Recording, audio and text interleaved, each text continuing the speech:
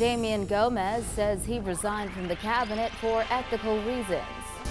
Education Minister Jerome Fitzgerald says there's the need for increased police presence in the wake of last week's murder of a student. The Customs Union upset with the government, plus local school children put on a special Christmas performance at the Hilton Hotel. We've got those stories and a lot more coming up tonight. I'm Dana Smith, and NB12 starts right now.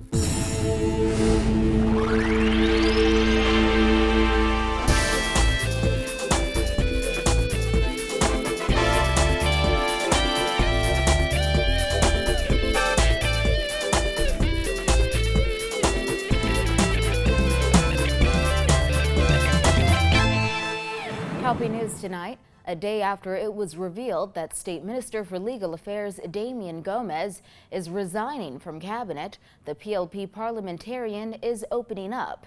In an interview with NB12 this afternoon, Gomez said his decision came after much thought, but he had to resign for ethical reasons. Kyle Joaquin reports.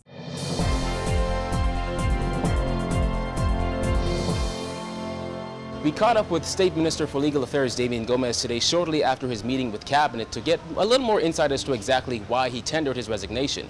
He said it was actually for ethical reasons. This is, as I said, a personal matter which requires me, for ethical reasons, to take the course which I've taken. While he didn't go into detail as to just what those ethical reasons are, Gomez said it's personal. Prime Minister Christie had already said his resignation was for financial reasons and that cabinet ministers deserve more money. We asked him if he feels he was utilized in his capacity as State Minister for Legal Affairs. I've been utilized as needed. As a matter for the PM what he wants from his ministers. I'm available and have been available to him before we won, and I will continue to be available to him going into the future. We also asked Gomez whether he feels it's necessary to have a State Minister for Legal Affairs, seeing that there's already an Attorney General. We've done quite a bit of work in the Swift Justice Program, and there's enough work for two ministers there, yeah. On Monday, when asked how he feels about Gomez's resignation, Prime Minister Christie in turn asked reporters, "Do I look unhappy?" Gomez said on Monday that he will run again on the PLP's ticket in the next general election. Today, he said with a year and a half to go in this term, a lot can happen, and that the PLP should be the favorites going into the race. He said, quote, "Christie is my leader, and he continues to enjoy my support." This was his response when asked if he would like to be appointed a part of that cabinet. That would be entirely up to the Prime Minister. There is no difference between the Prime Minister and myself, so there is no impediment to me serving in his cabinet. Gomez throughout the year has been very vocal on the intricacies of the government as it pertains to failed promises and bad public relations on national health insurance. As it pertains to the government's promises being kept, he indicated that it is getting better. We are about to start the mini hospital next year. The Crown grant to national insurance has been signed. The tendering for bids should go out in January, and we should be off to the races before the beginning of February. Again, Gomez's resignation takes effect at the end of the month. Reporting from the Cabinet Office for NB12, I'm Kyle Joaquin. Last Wednesday's tragic stabbing death of a Doris Johnson senior high school student, allegedly at the hands of 3 other students, highlights the need for increased police presence on the streets around campuses during after-school hours. This according to Jerome Fitzgerald, Minister of Education, Science and Technology and Member of Parliament for Marathon, who said in the House of Assembly yesterday the recent murder is the nail in the coffin and we must act to safeguard the future of our country. The stabbing death of a student by another student, to me, has put the nail in the coffin for us as citizens of this country, and we must act, Mr. Speaker. We have lost too many young men this year to acts of violence, but the stabbing death of one student by another in uniform just minutes after school was dismissed, has left us all perplexed, and we must act to safeguard the future of our country. On Wednesday, the 9th of December, was indeed a tragic day in the Bahamas. I was shaken to my core as I watched the horrific event unfold from a video camera of a cell phone presumed to be that of a student, which went viral, capturing the stabbing death of a student of the Doris Johnson Senior High School. Fitzgerald said the incident caught the attention of the entire country, and many were left wondering why such mayhem is taking place in the Bahamas. And much like the death of Queens College teacher Joyelle McIntosh, many dubbed 16-year-old Adonai Wilson's death senseless and utterly unbelievable. While many are still grappling with the multiple questions surrounding Adonai's death, Fitzgerald said one of the more pressing ones is what are we going to do to ensure that fighting among school-aged children is minimized.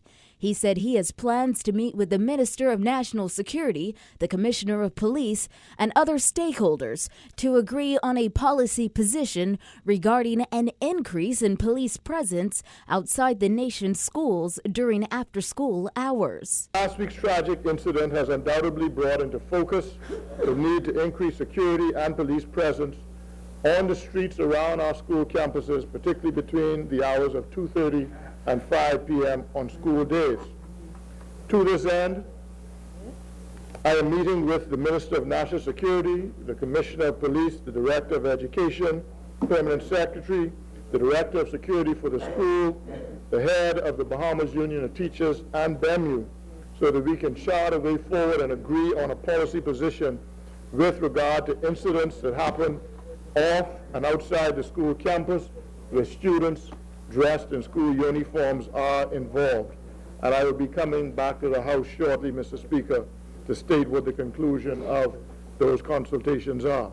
Fitzgerald said just as there are consequences for fighting on campus, there needs to be penalties and consequences for children in uniform fighting off campus. He said far too often there is some sort of street fight involving students, and studies suggest most of it is occurring off campus. The minister added, if we are going to be honest with ourselves, we all know that many of the problems that young people are faced with are not new and are a result of the breakdown of the family and a lack of proper parenting. But too many parents are getting off the hook, Mr. Speaker, as it relates not just to education, but the proper socialization of their children.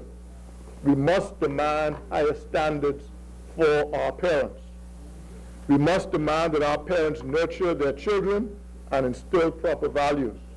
We must get back to basics, Mr. Speaker, and we must return to the days when building a solid foundation supported by a value system based on morals and not materials, character and not pop culture, self-respect and not self-depreciation, love and not hate becomes the norm rather than the exception, Mr. Speaker. The United Nations released its 2015 Human Development Report on Monday, which highlighted the grim realities in the Bahamas, including a homicide rate of 29.8 per 100,000 and a prison population of 444 per 100,000, as the Bahamas ranked 55 out of 188 countries on the UNDP Human Development Index. The report also revealed the Bahamas has a total unemployment rate of 16.2% and an alarming 30.8% youth unemployment mark. The HDI also contained measures for life expectancy at birth, expected years of schooling, and gross national income per capita that splits the top 50 countries as very high human development. Among those countries were Norway, who ranked at number 1, followed by Australia, Switzerland, Denmark, and the Netherlands. The next 55 countries, where the Bahamas ranks 55 overall, are considered to be high human development countries.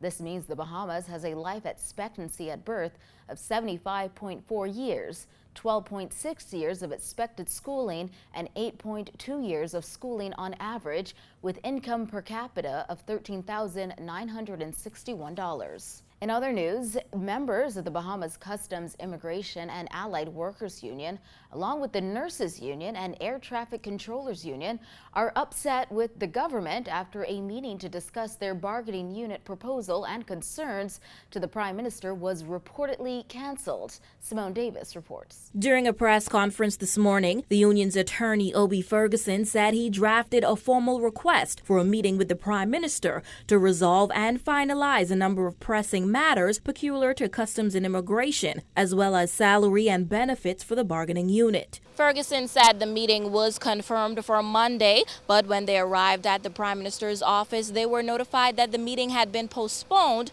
to an undefined date. He said at this point they were baffled and claimed they received no prior notification of the postponed meeting. He also said he feels as though the unions should at least be given reasonable respect. Ferguson said it's unbelievable and ridiculous that unions are still fighting for their dues in 2015. 2015, man, we arguing over one increment or two increments for public officers, customs and immigration. A surgeon is arguing over us with a surgeon in the country, a man of distinction, on public holiday, and they have it in their regulation. My God, where are we going as a people? When asked when they expect the issues to be resolved, BCIAWU President Sloan Smith said it all depends on when the government would actually take the time to meet with them to hear their concerns. The truth is, the Office of Prime Minister, if he already set a date, all we're saying here is, you set the date, we showed up. You didn't tell us of any changes that your office said has made. We have no written evidence of it. Although his office has said they sent it to our attorneys, they certainly have not sent it to us, and his office has not received anything. So if he's already set up a time to meet with us, then reset a date. Give us specifics, we show up and we deal with it. But it can't be that we must wait till next year to do this. The bargaining unit proposal included a request for incremental increases between July 2010 and July 2015 to $1,200 annually, responsibility allowances, a hazard allowance of $500, and education allowance. Smith declared that the unions refused to have these issues unresolved during the 2017 general election, and when asked if they plan to take industrial action again, he said that's the last option. Strike is the last thing. Seems like you're at the last thing now. Well, I'll say this to you, right? Customs and immigration don't need all of them to strike, We've done it before. We don't even need them to strike to have the kind of impact we need to have. Just call a particular area, a particular group of people in certain areas, and you could solve things. Totally uncomfortable for the persons concerned, the Bahamian public and the traveling public. Members from the Doctors Union and Nurses Union were present during the meeting and revealed that they too have pressing concerns with the government as it relates to overtime pay, holiday pay, and work allowances. Dr. Charles Arthur Clark said he believes there hasn't been enough dialogue between the unions and the government. At this point in time, we have an issue right now with PHA. As alluded to previously, the matter of holiday pay.